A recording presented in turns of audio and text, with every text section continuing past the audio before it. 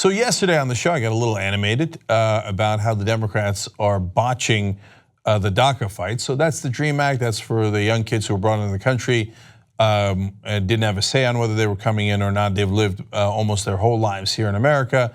And even though they're undocumented, they have shown some degree of success. There's 800,000 of them, and this is the only country they've known. So the country is united on it. 70% of Americans believe that they should be allowed to stay. That's the DREAM Act. And in fact, a majority of Trump voters believe they should be able to stay. And so one of the points I made on the show was, one, Democrats should fight harder. And what does that mean? Well, you should insist on a clean DREAM Act because you have the American people on your side. And if it means a government shutdown, the Republicans control the entirety of the government, the House, the Senate, and the White House. So they would be blamed for the shutdown. This is a position of incredible strength. And if you don't use this strength as leverage, well, then you're never, ever going to fight back.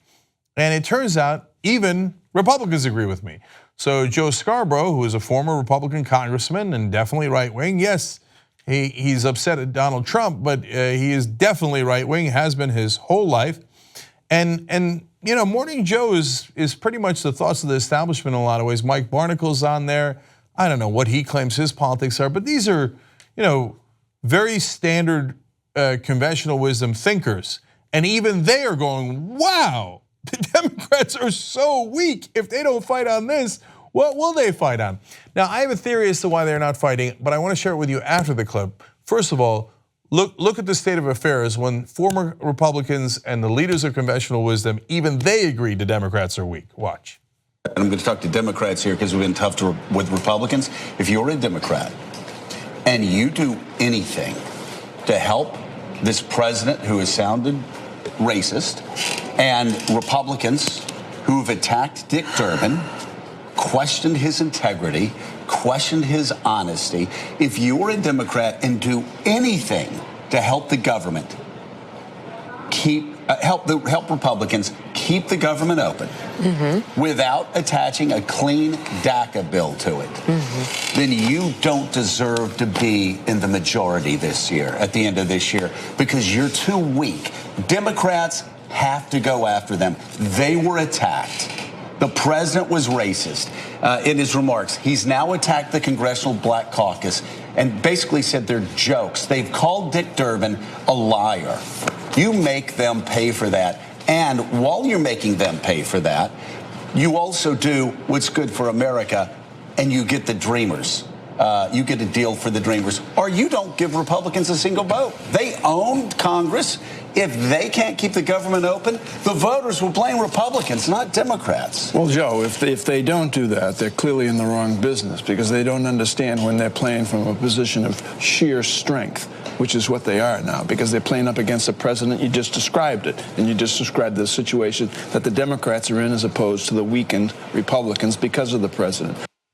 So look at all that they're saying. First of all, there's Joe Scarborough, former Republican congressman, clearly right-wing, saying if Democrats won't fight for progressives, for progressive positions, then they're monumentally weak.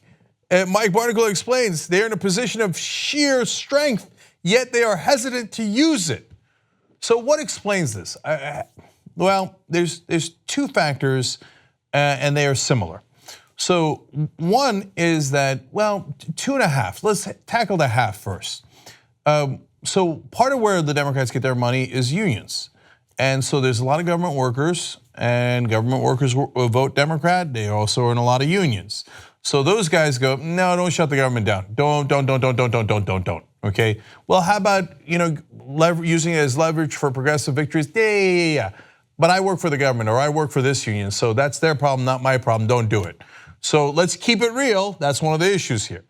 But the next big issue is corporate donors overall. Because if you shut the government down, what happens? You want to know what happens? The markets go down. Nope. No donor, Republican or Democrat, wants that to happen. So they tell all their guys, now Trump they can't control, but they tell the Democrats, hey, look, that guy's out of control. There's nothing you can do about it, so you better bow your head, because I will not risk the markets. All of our money's in the markets.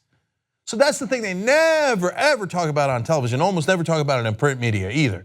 Those corporate donors tell them, under no circumstance do you ever threaten our precious, precious market where we have all of our money.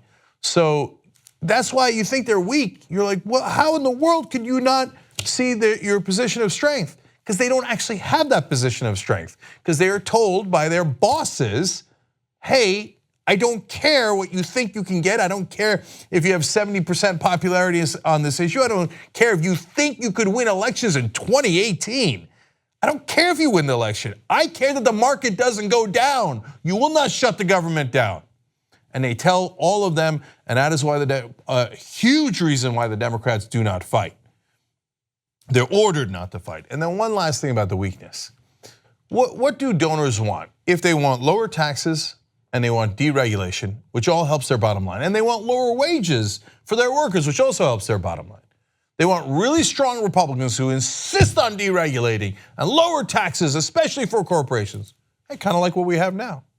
And they want a controlled opposition who is going to say, oh, golly gee, don't do that. Oh, they got the tax cuts again. Well, I guess there's nothing we can do, right? Oh, don't do this, don't do that. Well, there is something you can do. You can shut the government down. Oh, no, we're not going to do that. We're not going to do that.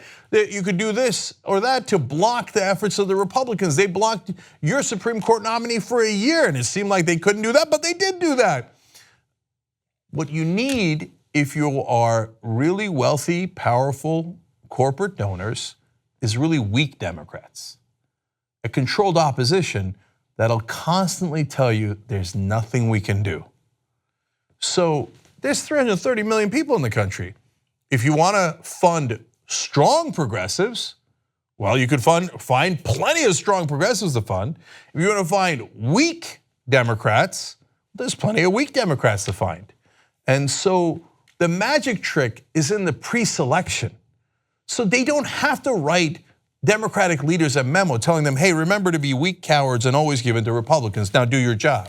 They don't have to say that because they already funded the weak Democrats and propelled them and told everybody else, don't primary them. That wouldn't be unity. Don't primary them. We already pre-selected them to cower when the strong Republicans we also funded come in. And that's what they do.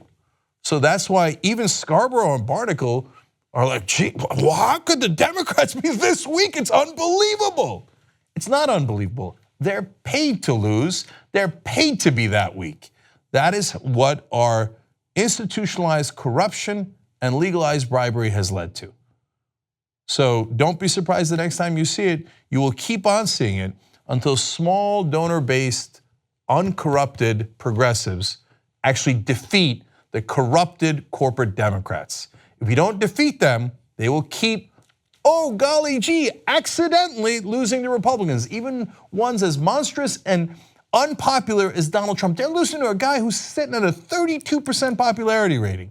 How is that possible? The only way that it's possible is if that's not an accident, if that's not something they failed to defeat, if it's part of the plan. And even them, they might not know that it's the plan. Again, it doesn't have to be in a smoke-filled room. It could be that they got selected because they are pathetically weak, and those donors had a sense they would never fight back, so the Republicans can give corporations and the rich and powerful everything they ever wanted. Kind of like what's been happening for the last 40 years. What you just watched was one of the videos that we do today, but we actually do a whole 2-hour show every single day. It's a podcast. You could watch it in video or listen to it as audio. You can download it, you can stream it, and you get it completely ad-free if you could become a member of the Young Turks. TYTnetwork.com/join.